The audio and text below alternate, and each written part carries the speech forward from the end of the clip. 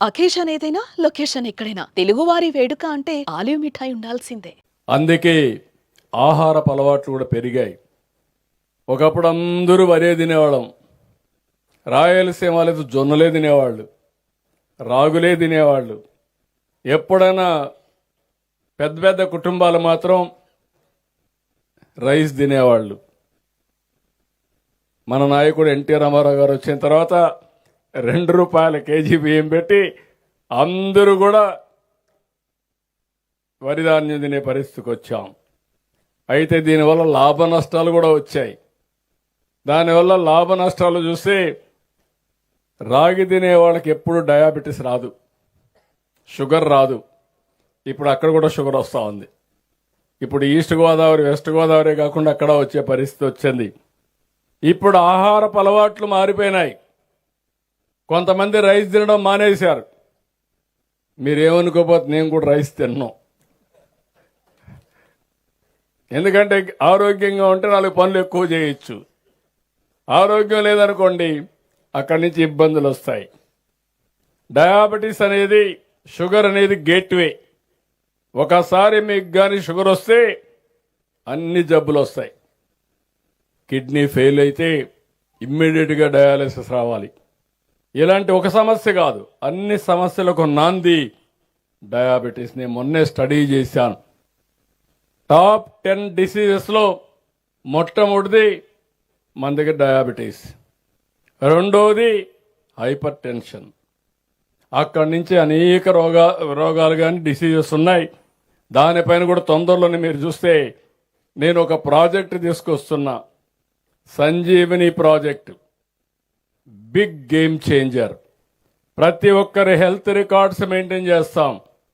ఎవరైతే ఇలాంటి సమస్యలుంటే వాళ్ళందరికీ 3 నెలలకు ఒకసారి క్లినికల్ టెస్టులన్నీ చేసి మీరు ఏం తినాలి, ఏం తినకూడదు, ఏ మందు వాడాలి అనునిత్యం మీకు చెప్పే బాధ్యత, ప్రపంచంలో ఉండే నాలెడ్జ్ని మీ ఇంటి దగ్గర మీకు అందించే బాధ్యత తీసుకొస్తున్నాం. కుప్పం, చిత్తూరులో ఒక ప్రాజెక్ట్ అయ్యింది. దాన్ని రిప్లికేట్ చేస్తాం. బిల్ గేట్స్ అయితే నాలెడ్జ్ని, టెక్నాలజీ ప్రపంచం మొత్తం తీసుకొస్తున్నాడు. మేధో శక్తి అంతా తీసుకుని దానికి ఆంధ్రప్రదేశ్ ఒక చిరునామాగా తయారు చేస్తాం. ఇంకో పక్క మీరు చూస్తే ప్రభుత్వ విధానాల మార్పు కూడా మన జీవితాల్లో ఒకసారి పెను మార్పులు వస్తాయి. గవర్నమెంట్ ఆఫ్ ఇండియా ఒకసారి కొన్ని మార్పులు కూడా తీసుకొస్తారు. ఒక పాలసీ తీసుకొచ్చారు. అది మీకు తెలియకుండా ఇబ్బంది వచ్చింది. దానికి కారణం మీరు చూస్తే ఇథనాల్ తయారీ. ఒకప్పుడు ఇథనాల్ అనేది మనం ఉండేది కాదు, ఓన్లీ డీజిల్, పెట్రోలే వాడేవాళ్ళం. ఇప్పుడు ఆల్టర్నేటివ్ ఫ్యూయల్ కింద, బయోఫ్యూయల్ కింద ఇథనాల్ వాడుతున్నాం. అయితే ఇథనాల్ మొన్నటి వరకు మొక్కజొన్నతో తయారు చేసేవాళ్ళు, అంత మునుపు షుగర్తో తయారు చేసేవాళ్ళు, చక్కెరతో, చెరుకుతో తయారు చేసేవాళ్ళు, మొలాసెస్తో తయారు చేసేవాళ్ళు. ఇప్పుడు కొత్తగా వరి కూడా బ్రోకన్ రైస్తో కూడా తయారు చేసే పరిస్థితికి వచ్చారు. కేంద్ర ప్రభుత్వం దానికి కూడా ఒక పాలసీ తీసుకొచ్చి 60% మొక్కజొన్న, 40% వరి నూకలు ఈ పెడితే రేట్లు పడిపోయే పరిస్థితికి వచ్చాయి.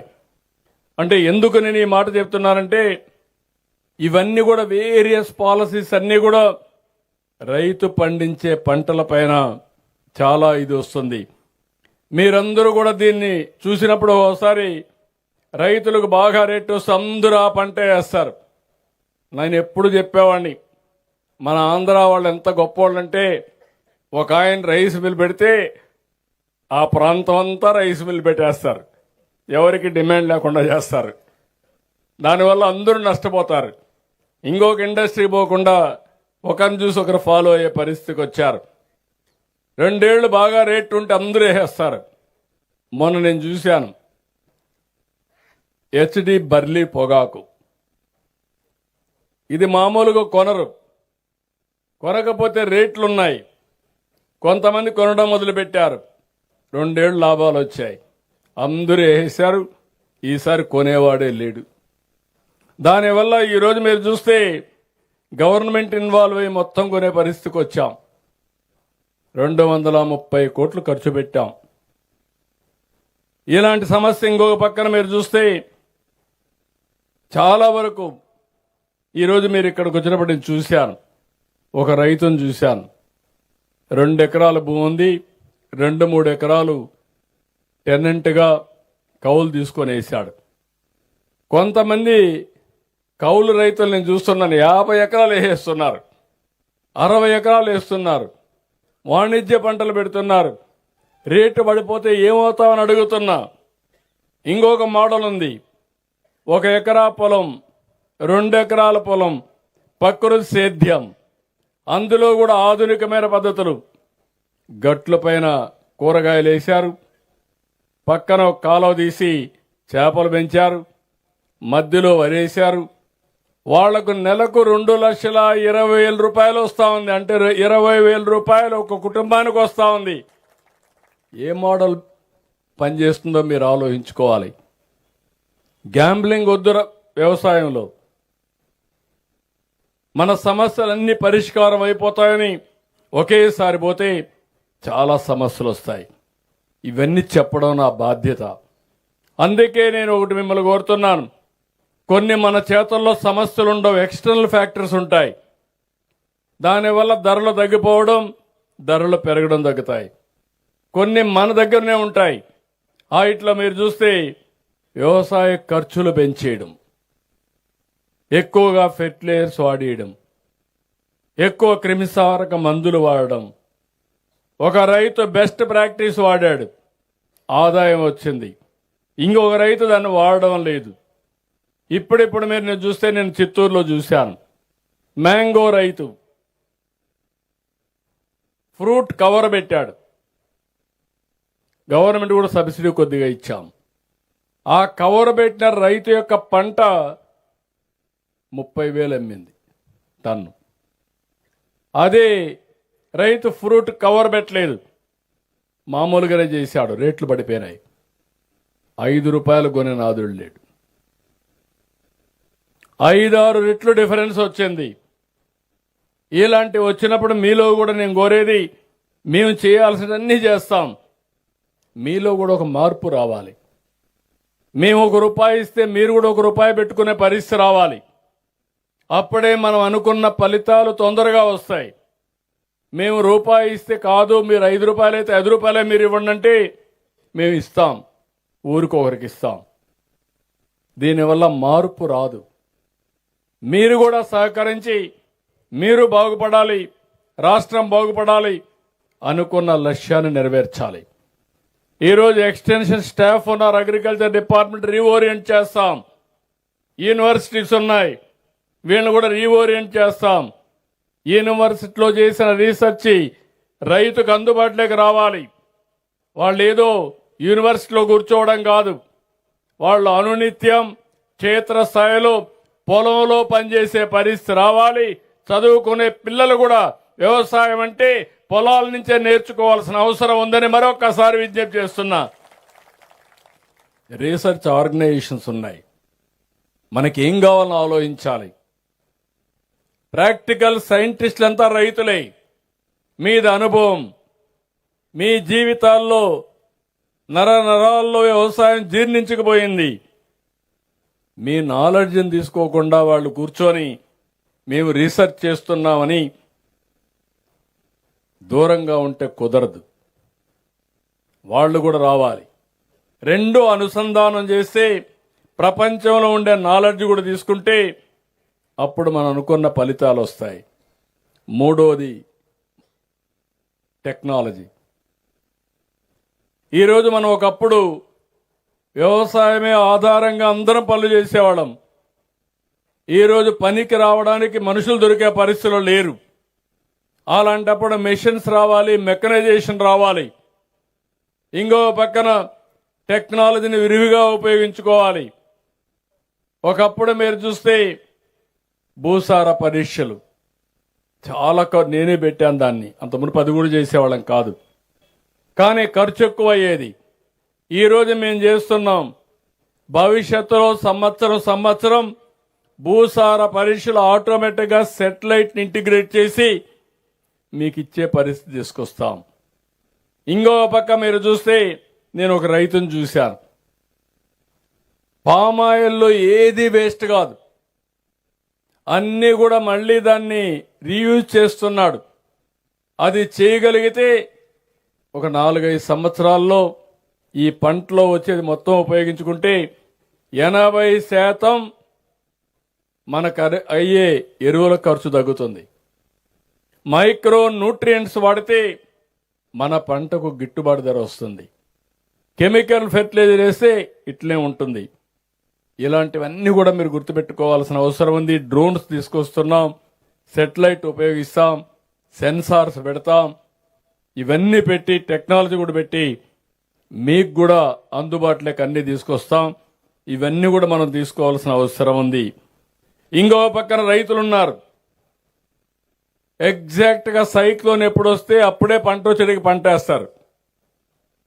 ఒకప్పుడు నీళ్లు ఇచ్చేవాళ్ళు కాదు, దానివల్ల మీరు కూడా విధిలేని పరిస్థితులు వేసేవారు. ఇప్పుడు నీళ్లున్నాయి, అది తప్పించే విధంగా మనం ఆలోచించాలి. రెండోది, 2 పంటలు కూడా వరేస్తారు మీరు. కొన్ని దగ్గర తప్పదు, గోపాలపురానికి ఆ పరిస్థితి లేదు, ఎందుకంటే మెట్ట ప్రాంతం ఇది. ఒక పంట వరి తప్పదంటే ఏంటి, హార్టికల్చర్కి వెళ్ళండి, గిట్టుబాటు ధర వచ్చే పంటలు మిల్లెట్స్ కానీ ఇవన్నీ పండించండి. అప్పుడే భూమికి కూడా ఇది వస్తుంది, మనకు కూడా ఆదాయం పెరిగే పరిస్థితి వస్తుంది. ఇక్కడ రైతులు నేను చూశాను, ఈ విషయం కూడా మీకు చెప్తున్నా. ప్రోగ్రెసివ్ రైతులున్నారు, మీకు నాలెడ్జ్ ఉంది.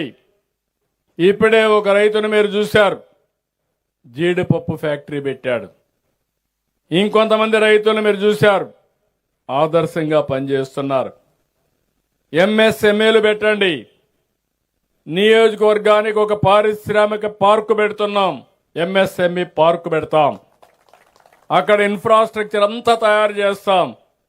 వ్యవసాయ ఆధార పరిశ్రమలు మీరు పెట్టి నేరుగా మీరే అమ్మే పరిస్థితి రండి. మీకు టెక్నాలజీ కావాలంటే ఇచ్చే బాధ్యత, ఆర్థిక సహాయం చేసే బాధ్యత ప్రభుత్వం తీసుకుంటాం.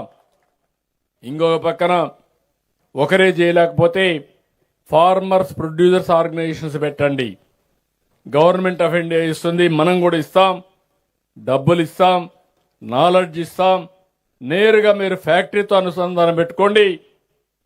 ఇంకొక పక్కన మార్కెట్తో కూడా అనుసంధానం చేసుకుని వినియోగదారుడికి నేరుగా పంపించే పరిస్థితి తీసుకొద్దాం. ఇలాంటి వినూత్నమైన ఆలోచనలు చేయడానికి రైతన్న మీకోసం ఒక వేదిక కావాలని చెప్పి ఆలోచిస్తున్నా. ఇవన్నీ చేస్తే మనకు చాలా వరకు బయటపడతాం. నేను ఒకటే మీ అందరినీ కోరుతున్నాను, ఒకప్పుడు నేను ఐటీని ప్రోత్సహిస్తే అందరూ నెగతాళి చేశారు. సెల్ ఫోన్ అంటే 420 అన్నారు. ఇప్పుడు సెల్ ఫోన్ లేకుండా ఎవడూ లేడు, అందరికీ ఉన్నాయి. అవునా కాదా అని మిమ్మల్ని అడుగుతున్నా. ఇప్పుడు భార్య లేకపోతే భర్త ఉంటాడు, భర్త లేకపోతే భార్య ఉంటుంది, ఇద్దరికి సెల్ ఫోన్ లేకపోతే పిచ్చి పడుతుంది. ఒక్క నిమిషం అది లేకపోతే ఏదో పోగొట్టుకున్నట్టు మనం అందరం ఇంకా అది దొరికే వరకు, ఫోన్ ఎక్కడన్నా పోతే మళ్ళా ఫోన్ చేతికొచ్చే వరకు ఎవరు వదిలిపెట్టే పరిస్థితి లేదు. ఇంకోటి కూడా ఏం చేస్తున్నారంటే ఫోన్ చేతిలోనే పెట్టుకొని ఉంటారు, ఎవరన్నా తీసుకుంటే ఏమైనా అవుతుందని, లేకపోతే ఎక్కడన్నా సమాచారం మిస్ అయిపోతామని. ఒక్క ఫోన్ అన్నిటికీ ఉపయోగపడుతుంది. ఆల్ ఇన్ ఆల్ రేపు రాబోయే రోజులు నువ్వు ఏం తినాలో కూడా నేను ఏ అసిస్టెంట్ ఇస్తున్నా నీ ఆరోగ్యం కోసం అందులో చూసుకొని ఏం తినాలో తినే పరిస్థితికి వస్తారు మీరందరూ. అలాంటి వినూత్నమైన కార్యక్రమాలతో ముందుకు పోగలుగుతున్నాం. అందుకే ఒకప్పుడు నేను హెచ్ఐవి ఎయిడ్స్ మాట్లాడా, మీకు జ్ఞాపకం ఉంటుంది. ఈ నేషనల్ హైవేలో ఇక్కడ డ్రైవర్స్ తెల్లవారితో నిద్రలేస్తే మనకందరికి కండమ్స్ కనపడేటివి. అది ఎంత ప్రమాదంగా తయారైందంటే 30 ఏళ్లకు మునుపు ఎక్కడ చూసినా హైయెస్ట్ ఎయిడ్స్ ఆంధ్రప్రదేశ్లో ఉండేది.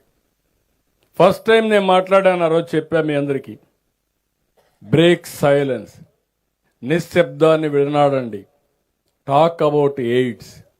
మీ పిల్లలతో కూడా చెప్పండి, లేకపోతే ఈ జాతి మిగలదని చెప్పా. అసెంబ్లీలో నాకు ఇప్పుడు కూడా జ్ఞాపకం, అసెంబ్లీ మొత్తం డెకరేట్ చేశా ఈ కండములు పెట్టి, ఎందుకంటే అవేర్నెస్ రావడానికి. ఈరోజు నేను గర్వంగా చెప్పగలుగుతున్నా, ఆ రోజు చేసిన పని ఈరోజు చాలా వరకు కంట్రోల్ అయింది. 2030 నాటికి భారతదేశంలో ఎయిడ్స్ లేని రాష్ట్రంగా ఆంధ్రప్రదేశ్ రాష్ట్రం తయారవుతుంది. ఒక ప్రయత్నం చేసుకుంటా పోయాం, ఫలితాలు వచ్చాయి. డాక్టర్ సంఘాలు పెడితే అదే అన్నారు. ఈరోజు డాక్టర్ సంఘాలు ఒక శక్తివంతంగా తయారయ్యే పరిస్థితి వచ్చింది. కానీ అందుకే నేను మిమ్మల్ని అందరినీ కోరేది, ఎవరు ఎన్ని చెప్పినా నేను అనుకునింది లాంగ్ టర్మ్లో ఫలితాలు వస్తాయంటే వదిలిపెట్టకుండా పనిచేస్తున్నాం. ఈరోజు నేను మిమ్మల్ని అందరినీ కోరేది ఒకటే, మీ అందరిలో ఒక ఇది రావాలి, చైతన్యం రావాలి. ప్రకృతి సేద్యం ఎప్పటికైనా ఇదే మార్గం. నేను 6-7 సంవత్సరాల కంటే ముందు స్టార్ట్ చేశా. మీ ఆరోగ్యాన్ని కాపాడుకోండి, వేరే వాళ్ళ ఆరోగ్యాన్ని చెడగొట్టద్దండి. మీరు పంట పండించి ఎరువు వేసి వాళ్ళందరికీ క్యాన్సర్ అంటిస్తే సఫర్ అయ్యేది వాళ్ళు సఫర్ అవుతారు మళ్ళీ. అలాంటి దీనికి మనం ముందుకు పోవాలి. కొన్ని మోడల్స్ కూడా తయారు చేసుకోవాలి. అవి కూడా నేను మాట్లాడుతున్నా. ప్రతి ఒక్క రైతుకి ఇప్పుడు మీరు గుర్తుపెట్టుకోండి, దగ్గర 49 లక్షల మంది రైతాంగం. మీ పంటంతా కూడా మీరు చూస్తే ఎంత ఉందో, భూమి అంతా చూస్తే ఇక్కడ నేను చూశాను మీ ఊర్లో ఇప్పుడే మన ఆఫీసర్ కూడా మొత్తం చెప్పారు. దీన్ని కాంబినేషన్ ఏ విధంగా తేవాలి, ఏ పంట వేస్తే ఆదాయం వస్తుంది, ఏ పంటలు ఇంటర్ కల్టివేషన్ వేయాలి, 2-3 పంటలు 4 కూడా వేసుకోవచ్చు, ఎప్పుడెప్పుడు వేయాలి, కాంబినేషన్లో ఎంత ఆదాయం వస్తుంది, దానికి మార్కెటింగ్ ఎటు చేయాలి, ఇండస్ట్రీస్ని ఏ విధంగా అనుసంధానం చేయాలి, ఫుడ్ ప్రాసెసింగ్కి ఎక్కువ ప్రాధాన్యత ఇస్తున్నాం. అవసరమైతే ఎంఎస్ఎంఈ పార్కులు మీరే ఎట్లా పెట్టుకోవాలి, పరిశ్రమలు మీరు ఎట్లా పెట్టుకోవాలి, ఇవన్నీ కూడా వర్కౌట్ చేస్తాం. ఒకప్పుడు రాయలసీమ అంటే ఎడారిగా ఉందంటే ఈరోజు గర్వంగా చెప్పగలుగుతున్నా, రాయలసీమని హార్టికల్చర్ హబ్గా ప్రపంచానికే అందించబోతున్నాం. దగ్గర 70-80 పండ్ల వెరైటీస్ తయారు చేస్తున్నారు అక్కడ. 18 వెరైటీస్ ఏది కావాలన్నా పండే పరిస్థితి. ఎడారిలో పండే ఖర్జూరం కూడా, డేట్స్ కూడా ఇక్కడ పండే పరిస్థితి వస్తూ ఉంది. డ్రాగన్ ఫ్రూట్ కానీ 1-2 కాదు. ఇటీవల మన రాష్ట్రంలో మీరు ఒకటి గుర్తుపెట్టుకోవాలి, ఎక్కడా లేనటువంటి మోడల్స్ తయారు చేస్తున్నాం. నేను 1 ఎకరా చెప్పాను, ఒక చిన్న రైతు 2,20,000 సంపాదిస్తున్నాడు. కేజీలో పౌల్ట్రీ పెట్టి, అది కూడా నాటుకోళ్లు పెట్టి, ఆ ఎగ్స్ అవన్నీ అమ్ముకొని 15,000, 20,000 రూపాయల నెలకు ఒక ఆడబిడ్డ సంపాదించుకునే అవకాశం ఉంది. ఇంకో పక్క ఇంటి దగ్గరనే మేకలు కానీ గొర్రెలు కానీ పెంచుకుంటే దాంట్లో కూడా ఆదాయం ఎక్కువ వచ్చే పరిస్థితి వస్తుంది. వ్యవసాయం చేయాలి, వ్యవసాయ అనుబంధ రంగంగా లైవ్ స్టాక్ ముందుకు పోవాలి, పాడి పరిశ్రమ. ఇప్పుడే మాట్లాడుతూ కొంతమంది చెప్పారు, రాబోయే రోజుల్లో ప్రతి ఒక్కరు కూడా డైరీ ప్రోడక్ట్స్కి ఎక్కువ ప్రాధాన్యత ఇస్తారు. ఇలాంటివన్నీ కూడా మనం చేయాల్సిన అవసరం ఉంది. మనకు అడ్వాంటేజ్ చాలా ఉన్నాయి. కాఫీ నుంచి కోకో వరకు మన దగ్గర పండుతుంది, బత్తాయి నుంచి బొప్పాయి వరకు, పట్టు నుంచి పసుపు వరకు, పామాయిల్ నుంచి శనగ వరకు, అగ్రికల్చర్ నుంచి అక్వాకల్చర్, హార్టికల్చర్. మన రాష్ట్రంలో పండని పంట లేదు, పండని చోటు లేదని చెప్పి కూడా మీ అందరికీ తెలియజేస్తున్నా. అయితే ఇక్కడ కావాల్సింది మారిన పరిస్థితులకు అనుగుణంగా మనం ఇవన్నీ ముందు తీసుకుపోవాల్సిన అవసరం ఉంది. ట్రెండ్స్ మీరు చూస్తే డైరీ, పౌల్ట్రీ, మీట్లో 2 లక్షల కోట్ల రూపాయలు జీఎస్టీపీ ఆదాయం వస్తుంది. హార్టికల్చర్లో 1,85,000 కోట్ల రూపాయలు ప్రభుత్వం జీఎస్టీపీ వస్తుంది. అక్వాకల్చర్ చేపలు, షింపు, ప్రాణి ఇవన్నీ చూస్తే 1,40,000, 45,000 వస్తుంది. వ్యవసాయంలో కేవలం 50,000 వస్తుంది. ఇది వాస్తవ పరిస్థితి. ఒకప్పుడు అరకు కాఫీ ఎవరికి తెలియదు. నేను పట్టుబట్టి పంట పండించడమే కాకుండా ప్రపంచానికే పరిచయం చేయాలనుకున్నాం. ఇప్పుడు అరకు కాఫీ గ్లోబల్ బ్రాండ్గా తయారయ్యే పరిస్థితి వచ్చింది. ప్రపంచం అంతా పెడుతున్నారు. ప్రతి ఒక్కరు ఆ కాఫీ తాగే పరిస్థితికి వచ్చారు. ఇలాంటివన్నీ మీరు చూసినప్పుడు మీరు తయారు చేసే వ్యవసాయ ఉత్పత్తులు ఒక గ్లోబల్ బ్రాండ్గా తయారయ్యే పరిస్థితి రావాలి. అది తయారు చేయడం కోసమే నేను ఇక్కడికి వచ్చా.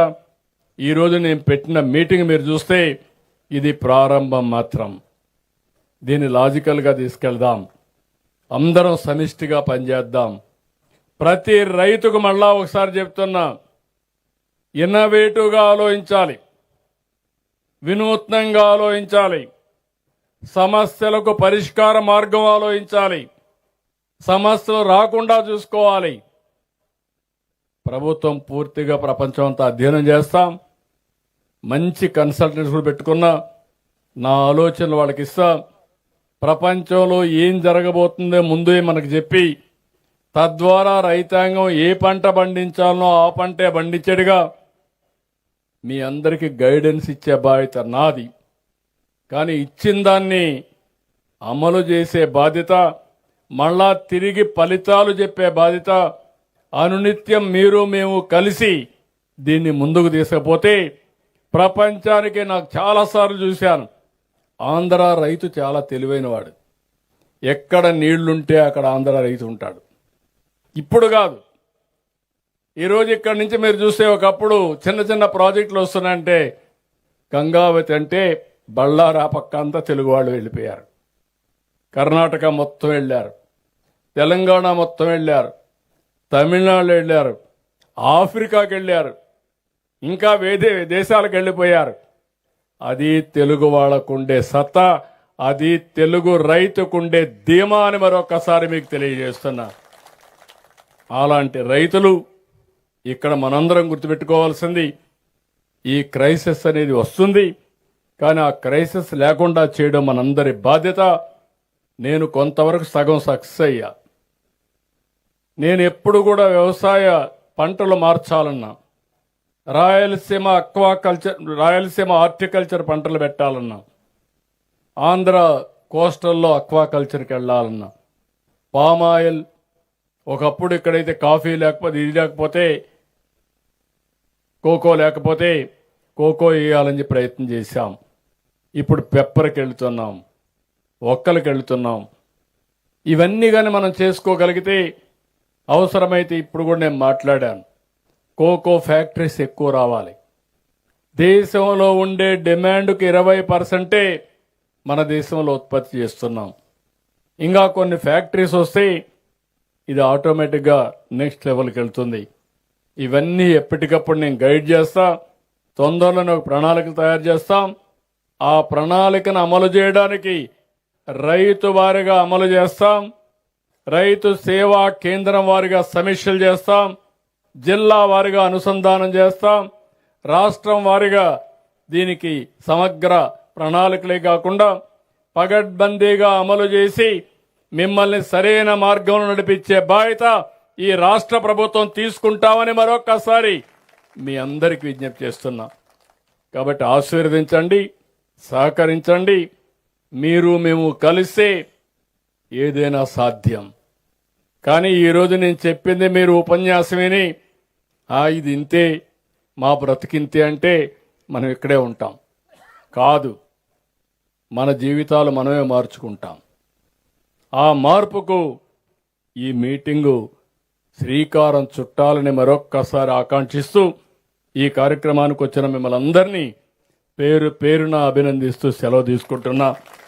జై కిసాన్, జై హింద్, జై భారత్, జై తెలుగు తల్లి. నల్లజర్ల నేడు పుణ్యం చేసుకుంది. గోపాలపురం ధన్యతను